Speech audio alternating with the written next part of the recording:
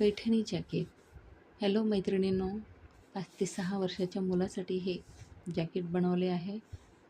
पैठणीचा पूर्ण लूक आलेला आहे यात. आज हे पहा, कॉलरही बनवलं आहे आणि तो पूर्ण पैठणीचाच लेस लावलेला आहे.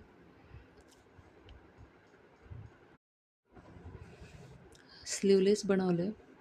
शोल्डर खूप छान पद्धतीने जॉईंट झालेला आहे. 2 मोर आहेत आणि 2 पोपटही दुसऱ्या बाजूला घेतलेले आहेत मी. खूप छान वाटत आहे. समोरून भरीव, पाठीमागूनही खूप सुंदर पैठणीचा कपडा लावलेला आहे मी.